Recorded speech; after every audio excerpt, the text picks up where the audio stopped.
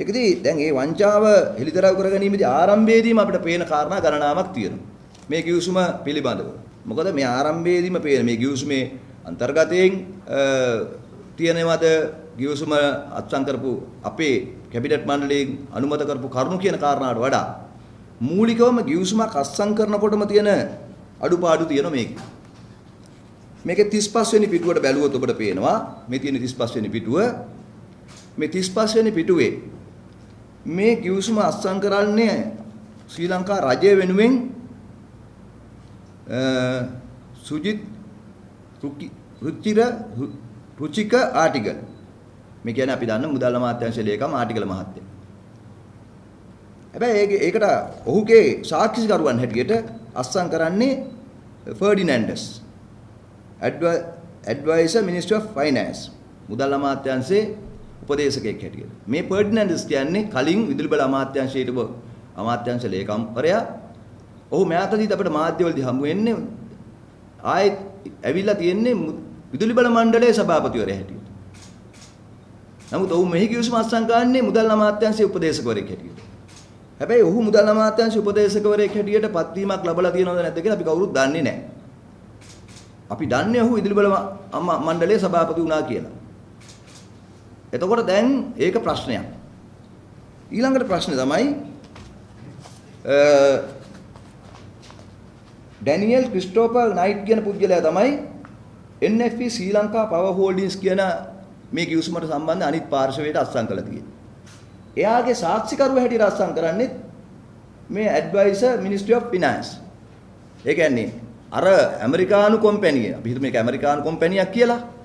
ඒතර ඇමරිකානු කම්පැනියේ සාක්ෂිකරුවත් ශ්‍රී ලංකා රජයේ සාක්ෂිකරුවමයි. ශ්‍රී ලංකා රජය වෙනුවෙන් ආටිගල මහත්තයා අත්සන් කරනකොට ඇමරිකාවේ කම්පැනිය වෙනුවෙනුත් සාක්ෂිකරුවම ශ්‍රී ලංකා රජයේ සාක්ෂිකරුවා. එහෙම වෙන්න පුළුවන් ද ගිවිසුමක? අපි කසාදයක් බඳිනකොට මනමාලයයි පැත්තේ සාක්ෂිකාරයාම මනමාලිගේ පැත්තේ සාක්ෂිකාරයා වුණා වගේ වැඩක් තමයි මේක. එහෙම තමයි වෙලා තියෙන්නේ. මනමාලයාගේ සාක්ෂිකාරයම මනමාලිගේ සාක්ෂිකාරයා වගේ. මේ ගිවිසුමේ ශ්‍රී ලංකා රජයේ සාක්ෂිකාරයා ෆර්ඩිනැන්ඩස් මහත්තයා. හැබැයි ඇමරිකානු කම්පැනියේ සාක්ෂිකාරයා ෆර්ඩිනැන්ඩස් මහත්තයා. මොකද මේක ශ්‍රී ලංකාවේ කම්පැනියක් නෙමෙයිනේ. අව එනර්ජි අපි ගන්න යන්නේ ඇමරිකාවේ. ඊළඟට ප්‍රශ්නයක් තියෙනවා ආයි දෙවෙනි සාක්ෂිකාරිය. ඒ කියන්නේ ඇමරිකාවේ NFE කම්පැනියේ සාක්ෂිකාරිය නිමල්කා මොරහෙල. නිමල්කා මොරහෙල. එයා තනතුර දාලා තියෙන්නේ ප්‍රොජෙක්ට් කෝඩිනේටර් කියලා. අපි මේ නිමල්කා මොරහෙල ගැනත් හොයලා බැලුවා. එයා කලින් වැඩ කරලා තියෙන ටුවරිස්ට් බෝඩ් එකේ. ඒ ටුවරිස්ට් බෝඩ් එකේ ප්‍රොජෙක්ට් වල එයා ඉඳලා තියෙනවා. හැබැයි එයා මේ පවර් ඇන්ඩ් එනර්ජි ටුවරිස්ට් මේ ප්‍රොජෙක්ට් වල ඉඳලා කියලා අපි දන්නේ නැහැ. එයා NFE කම්පැනියේ මේ පෝර්ට්‍රස් කම්පැනි හරි නියෝජිතයෙක්ද කියලා අපි දන්නේ නැහැ. එයා ඒකේ ප්‍රොජෙක්ට් කෝඩිනේටර් කෙනෙක් කියලා අපි දන්නේ නැහැ. අපි දන්නේ නැහැ. දැන් මම මේ කිව්වට පස්සේ පත්වීම් ලිපියක් හදලා දන්නෙත් නැහැ. හැබැයි අපිට නම් හිතෙන්නේ මේ අර රෑ 12යි 6ට තමයි මේක අස්සම් කරේ. එතකොට මෙයා මේ නිමල්කා මෙතන හිටියේ සමහර විට මේ ක්‍රිස්ටෝෆර් නයිට් එයාපෝට් එකට එක්ක යන්න ආපු කෙනෙක් හිටියට දන්නෙත් නැහැ. කොහොමද නිමල්කා මොරහෙලත් අස්සම් කරලා තියෙන්නේ ඇමරිකාවේ කම්පැනි වෙනුවෙන්. ඒතර ඇමරිකාවේ කම්පැනි වෙනුවෙන් තමයි සාක්ෂිකාරයෝ දෙන්නෙක් ශ්‍රී ලංකාවේ කට්ටිය අස්සම් කරලා තියෙන්නේ. මෙහෙම තමයි මේ ගිවිසුම.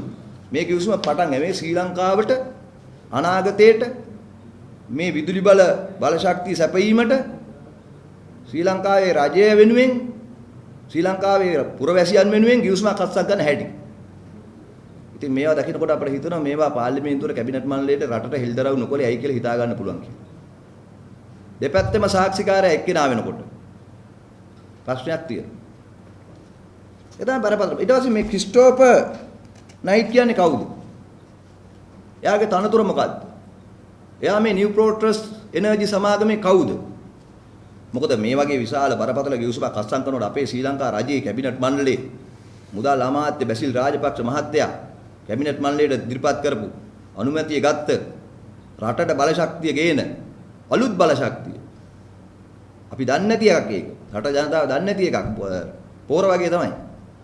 අලුත් පෝරක් හඳුනා දෙනවා වගේ තමයි දැන් LNG හඳුනා දෙනකොට. ඒක ගේන ඇමරිකානු සමාගමෙන් එන්න එපයි ලොක්ෙක්ම. හැබැයි අපි දන්නා මේකේ අන්තිම පිටුවල තියෙනවා power of attorney එකක්. බලය පවරලා. ඒ බලය පවරලා තියෙන්නේ chief financial officer ක්‍රිස් ගනීටා.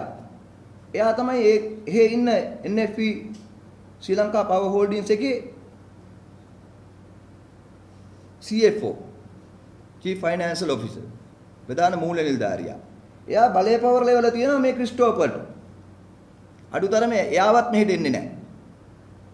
මේ සමාගමේ ප්‍රධානින් එන්නේ නැහැ. ක්‍රිස්ටෝපර් ඩැනියෙල් තමයි ඉවලා තියෙන්නේ. ක්‍රිස්ටෝපර් ඩැනියෙල් ඊට වඩා කවුද කියලා අපි දන්නේ නැහැ. කොහොම හරි එයාව තමයි ඉවලා තියෙන්නේ ශ්‍රී ලංකා රජයත් එක්ක මේ ගිවිසුම අත්සන් කරන්න. කොහොම තමයි වෙලා තියෙන්නේ. ඒ තරම් පහළට දාලා තමයි මේක අත්සන් කළා තියෙන්නේ. ඒක නිසා මේක බරපතල සැකයක් බවටපත් වෙච්ච ගිවිසුමක්. ඒක අපි ප්‍රධාන වශයෙන්ම මේ රටේ ජනතාවට පැහැදිලි කරගන්න ඕන මේ ගිවිසුම ගැන දැන් කියන්න ඕන හරියට ඇත්ත කරුණු. එකම පාර්ශවයට දෙපාර්ශවයටම එක්කෙනා සාක්ෂිකාරයෙක් වෙන්නේ කොහොමද? මේකේ වගකීම මොකක්ද? ෆර්ඩිනැන්ඩස් හිටපු මුදල් අමාත්‍යාංශයේ ලේකම්. දැන් විදුලි බල මණ්ඩලයේ සභාපති හැටියට එයා පෙනී ඉන්නේ මාධ්‍යවල. එයා මුදල් අමාත්‍යාංශයේ උපදේශකයෙක්ද? එයාට බලයක් තියෙන්නේ කොහොමද අත්සන් කරන්නේ? ඊළඟ ප්‍රශ්නේ. දැන් ඔබ අපි කවුරුත් දන්නවා කැබිනට් මේ ගැන පෙරේයිදා නැවත කැබිනට් මණ්ඩලයට බැසිල් රාජපක්ෂ මහත්තයා සංදේශයක් ඉදිරිපත් කළා කියලා. පෙරේයිදා කැබිනට් මණ්ඩලයට. මේ තියෙන සංදේශය. මේක ඇත්තටම සංදේශයක් වඩා පාපෝච්චාරණයක් කියනක නිවැරදි. මොකද මේ පාපෝච්චාරණයේදී එතුමාලා කියනවා එක තැනක මේ தත්ත්වය යටතේ මේ ද්විකෘත ස්වභාවික වායු කියන එක ලංකාවට හඳුන්වා දෙන්න මුලින්ම යෝජනා ඉදිරිපත් වෙලා තියෙන්නේ 2019 අවුරුද්දේදී කියලා. ඒ කියන්නේ කලින් ආණ්ඩුව තියෙද්දි. ඉතින් ඒ කලින් ආණ්ඩුවත් මේකට සම්බන්ධයි කියන එක තමයි මේ කියන්නේ. ඒතර යෝජනාව නිව් පෝස්ටර්ස් එනර්ජි ලිමිටඩ් එකෙන් 2019 දී තමයි ශ්‍රී ලංකා රජයට ලැබිලා තියෙන්නේ. ඒක ඉදිරි කටයුතු කරන්න 2020 ජනවාරි මාසේ ආයෝජන මණ්ඩලයට යොමු කළා තියෙනවලු. ඒ ඉදිරි කටයුතු ආයෝජන මණ්ඩලයේ කටයුතු කරමින් ඉඳලා තියෙනවා. ඉතින් අපි දන්නේ ආයෝජන මණ්ඩලය එහෙම කටයුතු කරාද කියලා. දැන් අපි දැනගන්න කැමති ආයෝජන මණ්ඩලයේ මොනවද කරපු කටයුතු කියලා. එහෙම තියෙද්දි 2020 මුල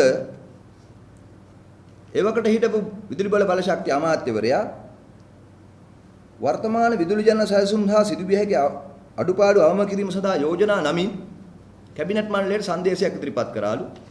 ඒ සංදේශේනුත් මේ නිව් පෝස්ටර්ස් එනර්ජි ලිමිටඩ් කියන එක ගැන කාර්යක්ෂම ආර්ථික විසඳුමක් දෙන ආයතනයක් හැටියට නිර්දේශ කළා තියෙනවලු. මේ කියන්නේ මහින්ද අමරවීර අමාත්‍යවරයා ගැන. ඒ කියන්නේ දැන් 2020 මුල මහින්ද අමරවීර ඇමතිවරයාත් බලශක්ති ඇමති හැටියට ඉඳද්දි මේ නිව් පෝස්ටර්ස් එක අනුමත කරලා තියෙනවලු. මේක හොඳයි කියලා තියෙනවලු. කාර්යක්ෂම විසඳුමක් කියලා තියෙනවලු.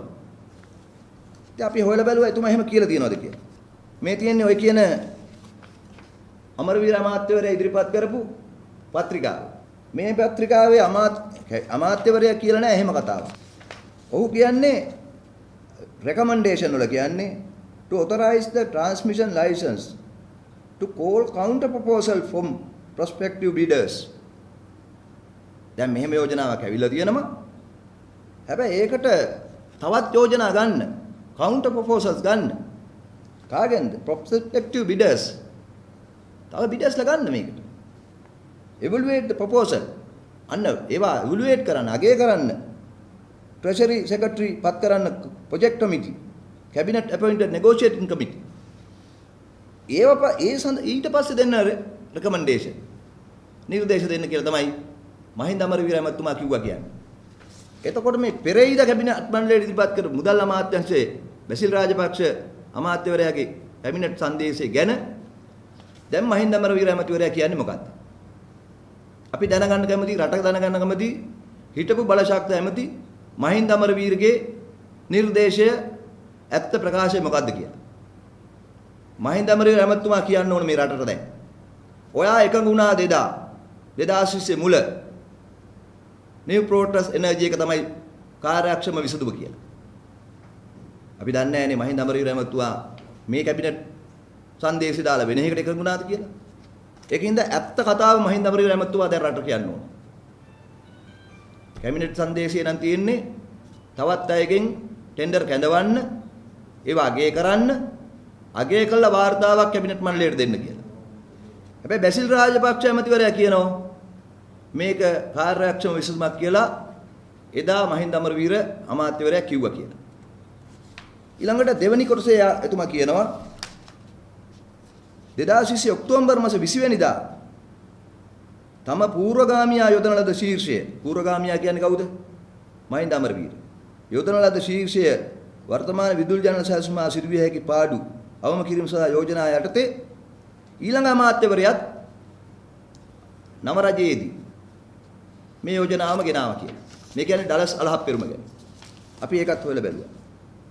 මේ තියෙන්නේ ඩලස් අලහප්පෙරුම අමාත්‍යවරයා ඉදිරිපත් කරන කැබිනට් මෙමොරන්ඩම් එක.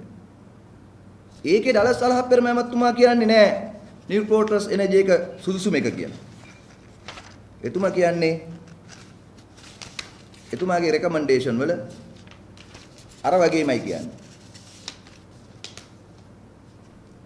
To obtain a detailed proposals from New Protos Energy and GE to evaluate technical viability and call counter proposal from prospective bidders based on the characteristics of state throne. ඒකෙත් කියන්නේ මොකද්ද? කැඳවන්න තවත් අයගේ. කැඳවලා ඒව evaluate කරන්න. Appoint negotiation committee to evaluate the proposals. ඉස්සකුර තියෙන බව දැනගන්න ඕන. යෝජනාව නෙමෙයි යෝජනා. යෝජනා ඉවලුවේට් කරන්න. කළා රෙකමෙන්ඩේෂන් දෙන්න කැබිනට් එකට කියලා. දැන් අපිට බැසිල් රාජපක්ෂ මුදල් අමාත්‍යවරයා කියන කතාව ඩලස් අලහප්පෙරුම ඇමතිවරයා කියන්නේ මොකද්ද? ඩලස් අලහප්පෙරුම ඇමතුමා දැන් රට කියන්න ඕන. ඔබතුමා කිව්වේ නිව් ප්‍රෝටස් එනර්ජි එකේ යෝජනාව විතරක් පිළිගන්න කියලාද? තවත් බිඩර්ස්ලගෙන් තවත් යෝජනා කැඳවලා ඉවලුවේට් කරන්න කියලාද? අපිට පේන්නේ නම් ඔබතුමා කියලා නෑ නිව් ප්‍රෝටස් එනර්ජි එක විතරක් පිළිගන්න කියලා. අපි දන්නවා හැබැයි මේ ඇමතිවරු දෙන්නටම කැබිනට් මණ්ඩලයේදී මේ තනතුරෙන් යන්න සිද්ධ වුණා කියලා. මේ දෙන්නම ඉවත් කළා තමයි ගාමිණී ලොක්කු ඇමතුමා දැම්මේ. ඒ වගේම විදුලි බල මණ්ඩලයේ හිටපු සභාපතිතුමා ඉවත් වෙලා තමයි අද මේ කිව්සුමේ සාක්ෂිකාරයා වන ෆර්ඩිනැන්ඩස් මහත්තයා මෙතනට ගෙනාවේ. අපි සාමාන්‍යයෙන් දන්නවා අමාත්‍යාංශික ලේකම්තුමෙක් ඒ තනතුරෙන් ඉවත් වෙලා ගියාට පස්සේ අමාත්‍යාංශ ලේකම්වරු ඒ අමාත්‍යාංශය යටතේ තියෙන ආයතනවල සභාපතිවරු වෙන්නේ නැහැ සාමාන්‍යයෙන්. අමාත්‍යාංශ ලේකම්වරු කියන්නේ පරිපාලන සේවයේ එන වැදගත් මහත්තුරු. එතුමා බලපු ආයතනයකම සභාපති වෙනවා කියන්නේ ටිකක් පහතට වැටෙන එකක්. හැබැයි ඔය ෆර්ඩිනැන්ඩස් මහත්තයා ගැන මම දන්නවා කෝප් කමිටුවේදී හම්බෙලා. එයා හුඟක් ප්‍රශ්න කිරීම වලට ලක් කරපු කෙනෙක්. ඒ ගැන මම මෙතන කියන්නේ නැහැ මේ වෙනත් මාතෘකාවක් නිසා. දැන් ඊළඟට අපි බලමු මේ කොටස් පිළිබඳව. දැන් මේකේ තියෙන්නේ කැබිනට් මණ්ඩලයේ අනුමැතියක් දුන්න නම් දීලා තියෙන්නේ මහ භාණ්ඩාගාරයේ ලේකම්වරයා සතු අයිතියෙන් 40%ක්. ඔහුගෙන් 40%ක් මේ ගිවිසුමට ගන්න කියලා. හැබැයි මේ ගිවිසුමේ අනුව අපිට පේනවා මේ තියෙන්නේ කොටස් පිළිබඳ தත්ත්වය මේ සමාගමේ මේ කියන වෙස්කෝ පවර්ස් සමාගමේ කොටස් පිළිබඳ ලැයිස්තුව shareholders in the company කියලා තියෙනවා. shareholdersලා ඉන්නවා 4 දෙනෙක්. Lanka electricity company, LECO, monetary board acting on behalf of the employee provident fund. ඒ කියන්නේ මහා බැංකුවේ මුදල් මණ්ඩලය ඉන්නවා කවුරු වෙනුවෙන්ද? EPF එක වෙනුවෙන්. EPF එකට කොටස් තියෙනවා මිලියන 29ක්. ඒ කියන්නේ 127ක්. ලක්ධනවි ලිමිටඩ් ඒකට තියෙනවා මිලියන 5ක් කොටස්. ඊට පස්සේ තියෙන මුදල් අමාත්‍යාංශයේ ලේකම්ට එයා තමයි ඉන්නේ මුදල් අමාත්‍යාංශයේ ලේකම් acting on behalf of the government of Sri Lanka. ඒකට තියෙනවා 50ක් කොටස් මිලියන 55ක්. එතකොට දැන් මේ ගිවිසුම කැබිනට් මණ්ඩලයෙන් දීපු අනුමැතිය අනුව ක්‍රියාත්මක වෙනව නම් මෙන්න මේ යටම තියෙන මුදල් අමාත්‍යාංශ ලේකම්ට මේ ගිවිසුම අත්සන් ගන්න පුළුවන් මේ 50ට විතරයි. එතකොට 50න් 140කට තමයි යන්න පුළුවන්. නමුත් මේ ගිවිසුම අත්සන් කළ තියෙන්නේ මුළු 100%ෙන්ම. මේ අනිකුත් ආයතනවල කොටස් වලිනුත් 140ක් ගන්න. මුළු කොටස් වලින්ම. ඒ කියන්නේ කොටස් මිලියන 111ක් 110ක් තියෙනවා. ඒ කොටස් මිලියන 110න් 130ක් තමයි අත්සන් කළ තියෙන්නේ. පළවෙනි කොටසේදී ෆස්ට් ස්ටේජ්. පළවෙනි කොටසේ කොටස් දීලා තියෙන්නේ කොහමද? මේ තියෙන්නේ ස්ටේජ් 1 shares 11 වෙනි පිටුවේ තියෙනවා. 33 million GOSL shares amounting to 30% කියලා තියෙනවා. ඒ කියන්නේ මුළු කොටස් වලින් මිලියන 110න් 130ක් ගණන් හැදුවම තමයි මිලියන 33ක් එන්නේ. මේක බරපතල තත්ත්වය තමයි මොවුන් එතකොට මේ ලෙකෝ එකේ කොටසුත් අරන් තියනවා EPF එකේ කොටසුත් අරන් තියනවා. මේ ගිවිසුම අනුව. හැබැයි කැබිනට් මණ්ඩලය අනුමත කළ තියෙන්නේ මුදල් අමාත්‍යාංශයේ ලේකම්වරයා සතු කොටස් වලින් 140ක් ගන්න විතරයි. හැබැයි අරන් තියනවා මුළු සමාගමේම කොටස් වලින්. ඒ කියන්නේ ලෙකෝ එකට අයිති, අර්ථසාධක අරමුදලට අයිති, ලක්ධනවියකට අයිති කොටසුත් ඇතුල් කරලා මුළු කොටස් වලින් 50ක් 140ක්. පළවෙනි පියවරේ. දැන් අපි අහනවා EPF එකේ කොටස් ගන්න මහා බැංකුවේ මුදල් මණ්ඩලයක් අවසරය දීලා තියෙනවද? කොහොම මුදල් මණ්ඩලයේ අවසරය මේකට අමුල්ලා තියෙනව කොහේ හරි? මේ ගිවිසුම හොර ගිවිසුමක් තමයි. මේක නිව් ප්‍රෝටස් එනර්ජි එකත් එක්ක ගහලා නැහැ. අපි හිතමු මේ ගහලා තියෙන සමාගමත් එක්ක ගිවිසුම ගහන්න හරි මහා බැංකුවේ මුදල් මණ්ඩලයේ දීපු අවසරේ කො? මොකද මහා බැංකුවට අයිති අර්ථසාධක අරමුදල. අර්ථසාධක අරමුදල කියන්නේ මේ රටේ හැම කම්කරුවෙක්ගේම අරමුදල. ඒකේ කොටස් ඇමරිකාවට විකුණන්න හරි හොර සමාගමකට විකුණන්න අපේ රටේ අර්ථසාධක සමාජික අවසරයක් දීලා නැහැ. මුදල් මණ්ඩලයේ අවසරයක් දීලා නැහැ. ඒක බරපතලයි. ඒක බරපතලයි. ඒ නිසා අපි දැනගන්න කැමතියි දැන් කියන්න ඕන බැසිල් රාජපක්ෂ අමාත්‍යවරයා අර්ථසාධක අරමුදලේ කොටස් මේ රටේ මහ ජනතාවගේ කොටස් මේ හොර කම්පැනියට දෙන්න කවුද අවසර දුන්නේ කියලා. ඒක තමයි බරපතල ප්‍රශ්නේ. මොකද ඊළඟට ප්‍රශ්නේ තියෙනවා මේ සමාගම ඒක තියෙන 39 වෙනි පිටුවේ මේ ගිවිසුමේ sellers obligation කියන කොටස තියෙනවා. මේ ගිවිසුම අනුව ඒගොල්ලෝ අත්සන් කළ තියෙන ගිවිසුම අනුව මේ කොටස් විකිණීමෙන් අධ්‍යක්ෂකවරු 4 දෙනෙක් පත් කරන්න ඕන කියලා. මේ සමාගමට. ඒ කියන්නේ දැන් ඉන්න අධ්‍යක්ෂක මණ්ඩලේ ඉවත් කරලා කම්පැනි රෙජිස්ට්‍රාර්ට යවන්න ඕන අලුතින් අධ්‍යක්ෂකවරු 4 දෙනෙක් පත් කරලා. ඒතර ප්‍රශ්නේ තියෙන්නේ 4 දෙනා පත් කරනකොට දැනට මේ සමාගමේ අධ්‍යක්ෂකවරු 7 දෙනා ඉන්නේ. ඒතර 140ට මේගොල්ලෝ ඉල්ලනවා 4 දෙනෙක්. 7න් 4ක් ඉල්ලනවා. මේ කිවිසුම අනුව එකඟ වෙලා තියෙනවා ලංකාවේ රජය. ආටිකල මහත්තයලා එකඟ වෙලා තියෙනවා අධ්‍යක්ෂකවරු 7 දෙනාගෙන් 4 දෙනෙක් පත් කරන්න. ඒ බහුතර අධ්‍යක්ෂක මණ්ඩලය එතනට යනවා. තීන්දුව తీරන ගන්න ඒගොල්ලෝ. මොකද 140 මේගොල්ලෝ හදාගෙන තියෙන ඒගොල්ලන්ට ඕන විදියට. කැබිනට් මණ්ඩලයට ඉදිරිපත් කරපු සංදේශයට ඕනුව නෙමෙයි. ඒතර අධ්‍යක්ෂකවරු 4 දෙනෙක් පත් කරා මේගොල්ලන්ට බහුතරේ තීන්දුව తీරන ගන්නේ මේ කොටස් ටික විකුණනවද නැද්ද? ඊළඟට මේ කම්පැනිට මොකද කරන්න කියලා තීන්දුව తీරන ගන්නේ කවුද? ඒ 4 දෙනා බහුතරේ වෙලා. එතකොට අපි අහනවා අර්ථසාධක අරමුදලේ සමාජිකයෙක් නැද්ද? අර්ථසාධක අරමුදලේ කොටසුත් ඊළඟට මොකද කරන්න කියලා තීරණය ගන්න ඒගොල්ලෝ. ප්‍රශ්නේ බරපතල ඉතින්. අර්ථසාධක අරමුදලට බලපෑම් කරන්න පුළුවන් විදිහට තමයි මේ අධ්‍යක්ෂකවරු හදාගෙන තියෙන්නේ. 7න් 4ක් ඒගොල්ලෝ ඉල්ලන්නේ කොහොමද? අධ්‍යක්ෂක මණ්ඩලය පත් කරන්න ඒගොල්ලෝ අවශ්‍යතාවය හදාගෙන තියෙනවා. මේ පළවෙනි අධිරේම මේ අපි දැන් කතා කරන්නේ ගෑස් සැපීම ගැන නෙමෙයි. ගෑස් සැපීම වෙනම කතා. ඒක අපි වෙනම කතා කරමු. දැන් මේ ගිවිසුමේ තියෙන අඩුපාඩු. අපි අහන නීතිපති ලංකාවේ. දැන් බැසිල් රාජපක්ෂ මහත්තයා මේ පෙරේද කැබිනට් මණ්ඩලයට මේ කරපු පාපෝච්චාරණ සංදේශයේ ඉදිරිපත් කරනවා.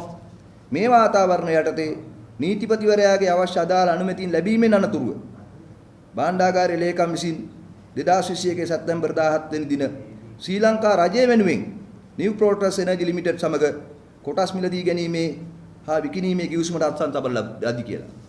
තාම කියන්නේ නිව් ප්‍රෝටස් කියලා. මේක නිව් ප්‍රෝටස් නෙමෙයි. මේක ශ්‍රී ලංකා හෝල්ඩින් කියලා ගහගත් එකක්. අපි අහන්න ඕනේ දැන් නීතිපතිගේ අනුමැතිය කොහොමද හම්බුනේ මේකට?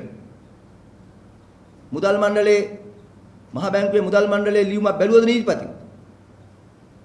දැන් එහෙනම් මේ ගිවිසුමේ තියෙන්න ඕන නීතිපතිගේ අනුමැතිය.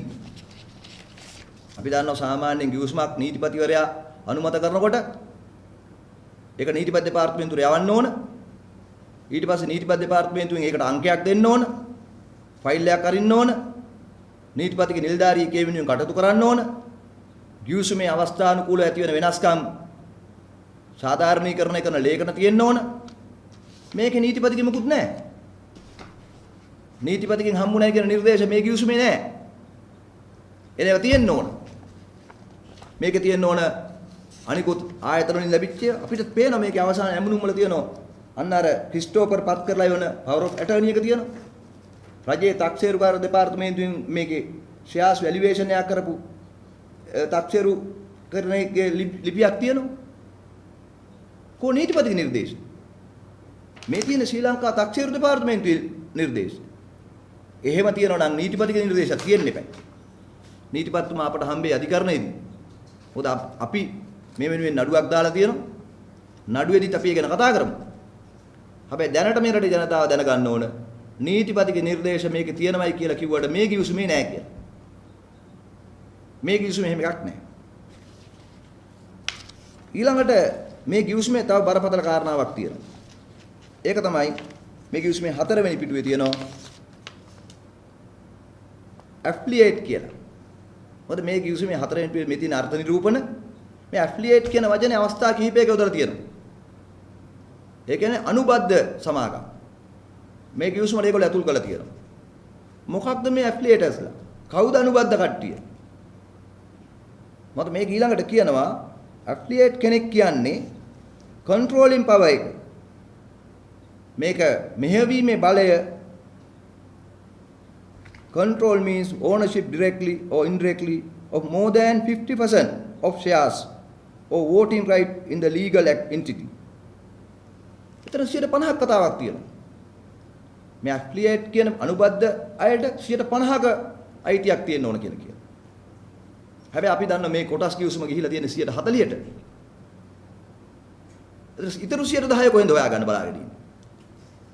අපි අවධාරණය කරනවා තව මේකේ කොටස් මිලදී ගන්න බලාගෙන තමයි මේ කිව්සම ගහලා තියෙන්නේ. ඉතුරු 10%ත් හදා ගන්න තමයි බලාගෙන තියෙන්නේ. ඇෆ්ලියේට් වෙන්න පුළුවන් ඇත්ත නිව් ප්‍රෝටස්ලා. දැන් මේ කිව්සම ගහන්න විතරක් හදාගත්ත කම්පැනි තමයි මේ ශ්‍රී ලංකා කෑල්ල දාගත්ත දෙලවරාවල ලියාපදිංචි කරපු සමාගම ඇමරිකාවේ. හැබැයි නිව් ප්‍රෝටස් ඉන්නේ නිව්යෝක් වල. මේ දෙලවරාවල ලියාපදිංචි කරපු සමාගම තමයි NFP ශ්‍රී ලංකා පවර් හෝල්ඩින් කියන එක. එතකොට තුන්වෙනියෙක් ඉන්න මේකේ. ශ්‍රී ලංකා රජය ආටිකල මහත්තයා ක්‍රිස්ටෝපර් නයිට් මේ ශ්‍රී ලංකා හෝල්ඩින්ස් එක වෙනුවෙන් අත්සන් කරපු කෙනා ඇෆ්ලියේටඩ්ලා ඉන්නවා. අපි දන්නේ නැහැ. අපිට දැනගන්න ඕන ඇෆ්ලියේටඩ්ලා කවුද කියලා. ඒගොල්ලෝ 50ක් ගන්න යනවා. 50ක් ගන්නේ කොහෙන්ද කියලා අපි දන්නේ නැහැ. අපිට සැකේ තියෙන අර්ථ සාධක අරමුදල ගැන. අර්ථ සාධක අරමුදලේ ඉතුරු 127ක් මේකේ තියෙනවා. දැනටත් හොරා කාලා තියෙනවා මේකෙන් අර්ථ සාධක අරමුදලේ කොටස්. ඉතුරු ටික ගහන්න පුළුවන් මේගොල්ලෝ. ඒක තමයි ඇෆ්ලියේටඩ් කියන එක දාගෙන තියෙන අනුබද්ධ කරලා තියෙන්නේ. ඊළඟට මේකේ නීත්‍යානුකූලභාවය. මේක පාර්ලිමේන්තුවට ගේන්නේ නැත්තේ ඇයි? මේක කැබිනට් මණ්ඩලයට හැංගුවේ ඇයි?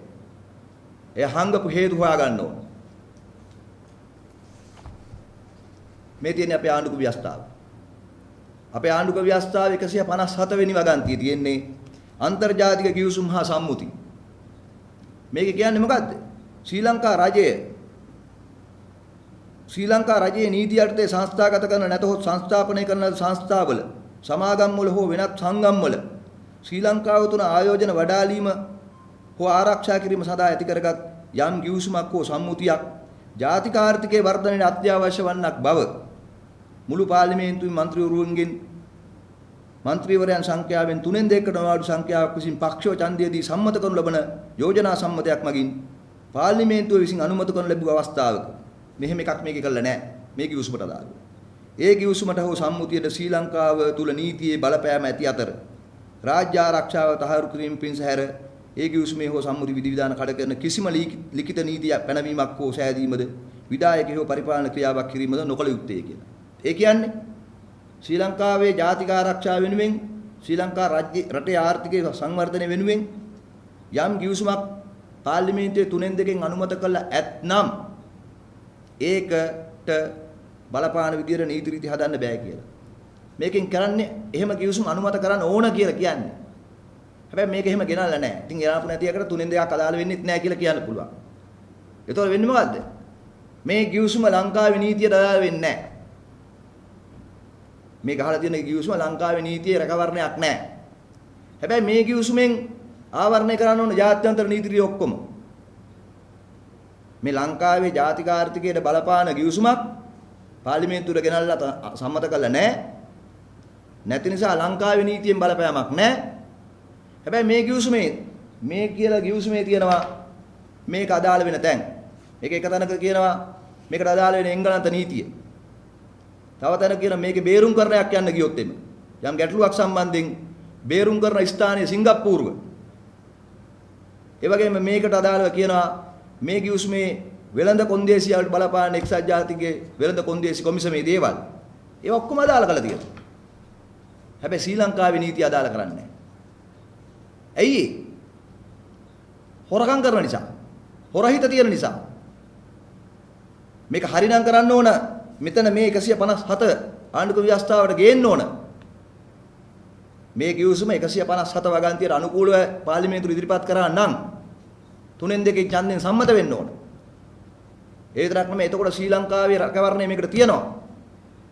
මේ අපේ රටට මේ ගිවිසුමෙන් අගතියක් වෙනවා නම් ශ්‍රී ලංකාවේ රජයට වෙනුවෙන් ශ්‍රී ලංකාවේ නීතියට බැඳෙනවා. ශ්‍රී ලංකාවේ නීතියෙන් මේක ගලවලා තියෙන්නේ.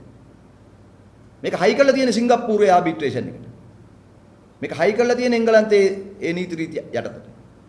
ඒ කියන්නේ මොකද්ද? ඒ කම්පැනි වැඩි හරියට කරගෙන තියෙනවා. අපේ කට්ටිය ශ්‍රී ලංකාවේ නීතියෙන් මේක අයින් කරලා තියෙනවා. බරපතල ප්‍රශ්නේ ශ්‍රී ලංකාවේ නීතියෙන් විතරක් නෙමෙයි. මේක අස්සම් කරේ ශ්‍රී ලංකා රජය වෙනුවෙන් භාණ්ඩාගාරේ ලේකම් ආටිකල මහත්තයා.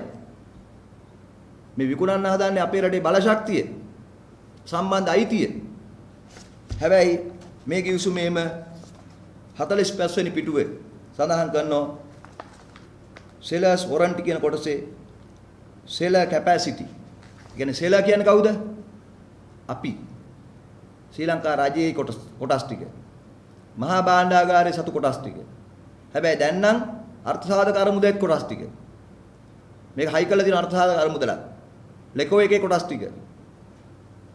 ඒක හයි කරලා කියනවා seller capacity යටතේ the agreement constitute a private and commercial act of the seller. ඒ අර්ථ කියනවා this agreement and its execution and performance by GOSL constitute a private and commercial act of GOSL. වැදගත් දේ act not a public or government act. ඒ කියන්නේ මොකද? මේක අදාළ කරන්නේ ලංකාවේදී පෞද්ගලික හා වාණිජ නීතියට විතරයි. හැබැයි අස්සම් ගන්නනේ මහා භාණ්ඩාගාර ලේකම්. මේකෙන් යන්නේ ශ්‍රී ලංකාවේ බලශක්තිය පිළිබඳව. මේකේ ස්ටේජ් 2 වල මේක දෙවෙනි කොටසේ තියෙනවා. බලශක්ති කොටස් මිලදී ගැනීම ගැන විතරක් නෙමෙයි. මේ ගිවිසුමේම තියෙනවා දෙවෙනි කොටස. ස්ටේජ් 2 කියන කොටසේ මේ ගිවිසුමේ තියෙන්නේ මොනවාද? මේ තියෙන්නේ 16 වෙනි පිටුවේ ස්ටේජ් 2 conditions. ඒ අර තියෙනවා for the SARU, FSRU to enter and anchor in Sri Lankan waters, for the mooring of FSRU, for the construction of the LNG terminal, for laying of pipeline both on sea and land, to operate the FSRU, store LNG and RLNG, carry RLNG through the pipeline for supplies onshore, including any environmental approvals, and to supply natural gas on and from completion of construction of the terminal project to power generation facility in Sri Lanka on terms and responsibility satisfactory to the buyer. මේ දෙවෙනි කොටස. දෙවෙනි කොටසේ තියෙන්නේ gas supply කරන්න ගබඩාව හදන එක, පාවෙන ගබඩාව හදන එක. දෙවෙනි කොටසේ තියෙනවා pipeline හදන එක. දෙවෙනි කොටසේ තියෙනවා gas supply කරන එක.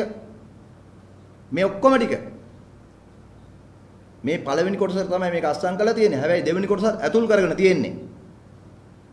කවදා හරි මේ කම්පැනි එකට කියන්න පුළුවන් දෙවෙනි කොටසට අමුතුවෙන් කිවිසුමක් ඕනේ නැහැ.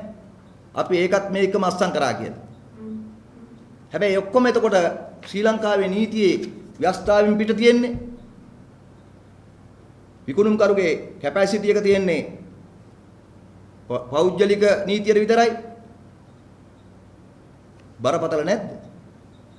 අපි මේ රටේ ජනතාවගෙන් අහන්නේ මේවා කාටද මෙහෙම ලියලා දීලා තියෙන්නේ? අපි දන්නවා ඉතිහාසයේ පරංගි එනකොට පරංගි එලාගත්තේ ගෙරිහම් කඩකට ඉඩකඩ. ඒගොල්ලෝ ඉල්ලුවේ ගෙරිහම් කඩක් ඉඩකඩ. අපේ රජවරුන්ට තේරුන්නේ නැහැ ගෙරිහම් කඩේ කතාව. පස්සේ පරංගි මොකද කරේ? මේක තීරු වලට ඇදලා කෝට්ටේ රාජධානිය හදාගත්තා කියලා ඉතිහාස කතාවේ තියෙනවා. මේ පෘතුගීසි ඇවිල්ලා මුලින්ම අපේ සමාවෙන් අපේ මේ බලකොටු හදාගත්තා. ඒගොල්ලොන්ගේ බලකොටු හදාගත්තා. ලංකාවට ඇතුල් වෙන දොරටු වල බලකොටු හැදුවේ එහෙමයි. මේක තමයි ඉතිහාස කතාව. ගෙරිහන් කඩක් හදාගන්න ඉඩගත්ත පෘතුගීසි වගේ තමයි අද මේ LNG ගවිසුමට එන්නේ. හැබැයි වැඩේ තියෙන්නේ මේකේ ගෙරිහන් කඩ හදන්නේ අපේ රටේ උ. මේකේ ගෙරිහන් කඩ හදන්නේ අරගොල්ලෝ නෙමෙයි. ඒගොල්ලෝ වෙනුවෙන් මේ අපේ රටේ බලශක්තිය කෙරවල පිටියේ කොටස යුගදනබි බලාගාරයේ අයිතිය අර ගෙරිහම් කඩේ වගේ තීරු වලට ගලවලා හදන්නේ අපේ කට්ටිය. ඉතින් සමහර කැබිනට් මණ්ඩලයේ ඉන්න ඇමතිවරු කියනවා මේක ගිය සතියේ බාත් දැක්කලු කියවලු වැදගත් නැති නිසා පොඩ්ඩක් පැත්තකින් දාලා තිබ්බලු. සමහරුයි කියනවා අපිට කොහොමද ජනමතය හම්බෙලා තියෙන්නේ ඕන දෙයක් කරන්න ඒකින්ද ප්‍රශ්නයක් නැහැ. මේක අහන්න ඕනද අපේ රටේ ජනතාව? මේ ඇමතිවරු කියන දේ අහන්න ඕනද අපේ රටේ ජනතාව? අපි අහන්නේ ඒකයි. මේගොල්ලෝ පෘතුගීසි කාලේ හිටියනම් අර ගෙරිහන් කඩත් සාධාරණීකරණ කරනවා. මේ අද මේ ඇමතිවරු එදා පරංගියන කාලේ හිටියනම් ගෙරිහන් කඩේලා ගන්න එකත් අනුමත කරනවා. ඒගොල්ලෝ තමයි මේ ඉන්නේ. ඒ පරංගි කාලේ හිටපු කට්ටියගේ නූතන කට්ටිය මේ ඉන්නේ. නූතන පාවා දෙන්නෝ. වෙන කියන්න දෙයක් නැහැ. ඇස්කම් පියාගෙන මේ වස්සම් කළා තියෙන්නේ. අනුමත කළා තියෙන්නේ. එදා ඉතිහාසෙ වෙච්ච දේම තමයි අද ලංකාවේ වෙන්නේ. මේක මේ රටේ ජනතාව තේරුම් ගන්න ඕන. ඒ වගේ කිවිසුමක් මේක. ඒකින්ද අපි තව කාරණා තියෙන ගොඩක් මේකේ එළිදරව් කරන්න. දැන් මේ එළිදරව් කිරීම කරන්නේ අපි මූලික කාරණා ගැන විතරයි. තව බරපතල ප්‍රශ්න තියෙනවා. මොකද මේ කිවිසුම අනුව මේ ගෙරිහන් කඩේ ඉඩකඩ හදාගත්තට පස්සේ කරන්න ඕන ටිකට දැන් පරිසරය සකස් කරමින් ඉන්නවා. මතක තියාගන්න මේ ගෑස් සිලින්ඩර් පුපුරන්නේ නිකන් නෙමෙයි. අද වරු ගානට පැය ගානට කරන්ට් එක කපනවා. මේ ඔක්කොම ඇතුලේ සාධාරණීකරණයක් කරනවා. මොකද්ද? මිනිස්සුන්ට කියනවා දැන් ගෑස් වැඩක් නැහැ. දැන් අපි දන්නවා ගෑස් නැති නිසා මිනිස්සු මේ දවස්වල ගිහිල්ලා දර හොයනවා. දැන් කඩවල වල ගියාම අපිට පේනවා භූමි තෙල් ලිප් ගණන් ගිහිල්ලා. වෙනද 1500 තිබිච්ච භූමි තෙල් ලිප් 8500යි. ඊට පස්සේ මේ ඔක්කොම ගල්ලා මේ ගෙරිහන් කඩ එලා ගත්තට පස්සේ මේගොල්ලෝ ගේන LNG ගෙනල්ලා කියන මිනිසුන්ට දැන් ගෑසුත් ඕනේ නැහැ, භූමි තෙල්ලුපුත් ඕනේ නැහැ, දරත් ඕනේ නැහැ. ඔන්න අපි LNG ගෙනාවා. ගන්න මේවා. ඉතින් අපේ රටේ මිනිස්සු ගන්නවා. ඒතර මේ හොර ගිවිසුම් ගැන මතක නැහැ. එතකොට අන්න මේ මුදලාලිලාට පුළුවන් මොකද්ද? මේ ගෑස් නමක් ගෙනල්ලා මෙහෙ ගහගත්තා. ඊළඟට ගෑස් ටික විකුණන්න පටන් ගන්නවා හන්දි ගානේ. ගෑස් ට්‍රකින් කරනවා. ගෑස් බවුසර් වලින් යාලා විකුණනවා. සමහර විට මේ පයිප්ලයින් ගහන එකයි ගබඩා ගහන එකයි පැත්තකින් තියලා ගෑස් නමක් මෙහෙට ගෙනල්ලා මෙහි ගෑස් නමකින් ගෑස් බාගෙන මේ විලදාම වෙන පැත්තකට යන්න පුළුවන්. ඒතර ඒගොල්ලෝ සල්ලි ගේන්නේ නැහැ මේකට. ඒගොල්ලෝ අපේ අර්ථසාධක අරමුදලමයි පාවිච්චි කරන්නේ. මං කියන්නේ මේ ඊළඟට වෙන්න පුළුවන් දේවල්. ඊළඟට මේ කම්පැනි යනවා දෙනවා මන්නාරමේ තියෙන ගෑස් නිදිය. ඒගොල්ලෝ ඇමරිකාවෙන් ගෑස් ගේන්නෙත් නැහැ, අප්‍රිකාවෙන් ගෑස් ගේන්නෙත් නැහැ. ඒතර ගෑස් ඒගොල්ලෝ හාරන්න පටන් ගන්නවා මෙහෙම. අමාරු නෑ මේගොල්ලන්ට. එතකොට මේගොල්ලන්ට ඇමතිකම් ඕනෙත් නැහැ. ගෑස් බිස්නස් එකෙන්ම ඒගොල්ලෝගේ ඇමරිකාවේ මව්බිමේ ඒගොල්ලෝගේ රටේ බැසිල් මහත්තයාගේ පුරවැසිකම තියෙන රටේ account එක පුරව ගන්න පුළුවන්.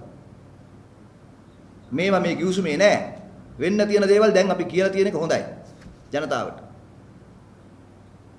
ඒකට තමයි දැන් මේ ගෑස් නල පිපිරිලයි අපේ සිලින්ඩර් කතාවයි එන්නේ. You're watching the Life Traveler channel.